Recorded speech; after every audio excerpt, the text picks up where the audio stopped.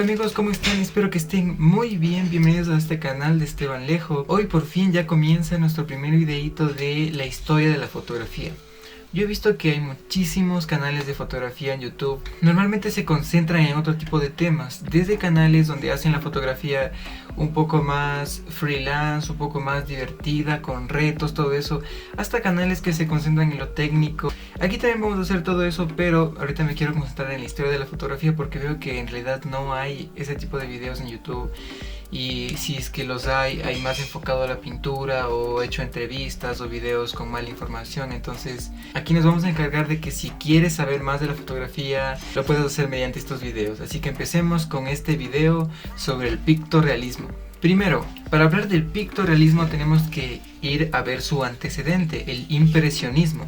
Se desarrolló a mitad del siglo XIX en Europa y buscaba un cierto naturalismo extremo. Es una corriente que buscaba una ruptura a los cánones clásicos que se mantuvieron durante años y años.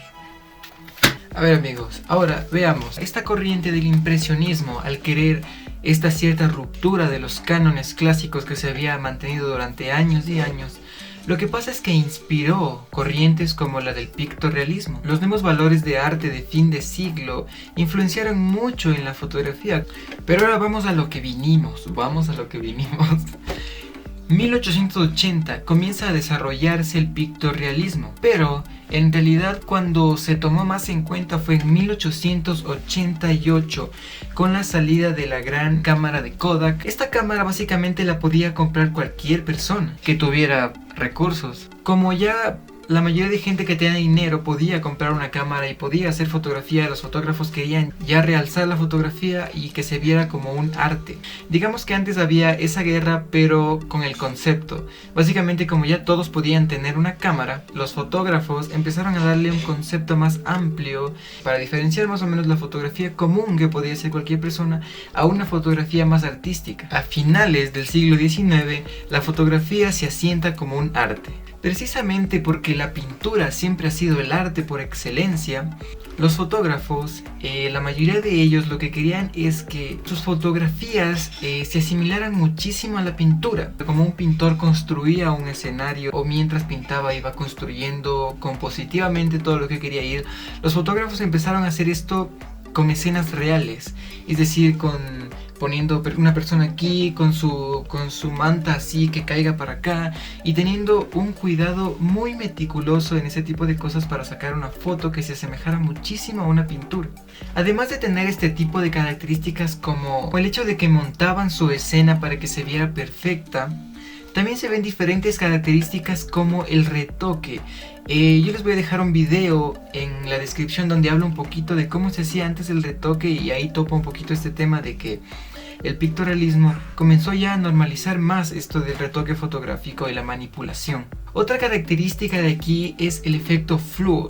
Básicamente es un desenfoque, o a su vez se usaba incluso el clima, con nubes, con neblina, el clima medio oscuro, vidrios con vaselina o incluso el propio movimiento de la cámara.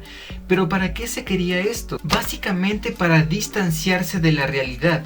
Esto puede nacer como una contraparte a la fotografía academicista. Entonces los fotógrafos no querían una simple representación de algo, que eso podía ser, digamos, cualquier persona que ya tuviera la cámara. Entonces ellos buscaban un poquito más alterar cómo era la realidad, que eso ya no fuera una simple representación de algo, sino que tuviera más emociones, meterle romanticismo, meterle terror y todo eso. Entonces querían que la fotografía vaya un poco más allá. ¿Qué fotografía se hacía en el pictorrealismo? Yo he destacado algunas que les voy a decir porque fueron las más representativas de la época. Primero, el paisajismo. Se reemplazaba el detalle por un paisaje un poco más difuso, con poca definición. Otra característica de estas también es la manipulación que se le daba a las fotos. Otro tipo de fotografía a resaltar en el pictorrealismo son los retratos. Se volvieron muchísimo más intimistas, más románticos, con un significado al retrato. Aquí obviamente vamos a meter la parte de manipulación, también se hacía todo eso en este tipo de fotografía. Finalmente el desnudo pictorialista, donde podemos ver una estética más romántica, cercanía más a lo natural, es decir, a flores, a plantas y una mirada perdida al infinito y no muchas veces mostrando el rostro.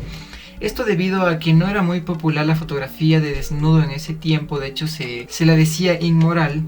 Entonces esto hacía que los fotógrafos optaban por contratar prostitutas para poder hacer este tipo de fotografía. Se ven imágenes un poco relajadas, con pocos objetos, siempre en cuerpo entero, como ya les decía, para una cierta similitud hacia la pintura, a veces con poses atléticas, con poses sensuales. Y de ahí lo demás, como la manipulación, que ya no se prefería el detalle, sino más bien algo difuso, tonos sepias, cafés o grises. Finalmente, el pictorrealismo llega a su punto más alto en 1916.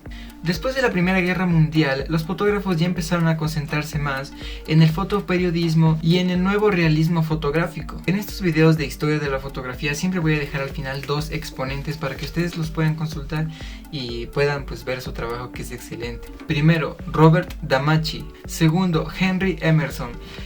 Consulten estos fotógrafos, son muy buenos para que tengan un mejor conocimiento sobre la fotografía pictorrealista. Finalmente, el pictorrealismo, aunque no nos dio, digamos, un avance tecnológico grandísimo, nos dio un avance conceptual de una manera enorme.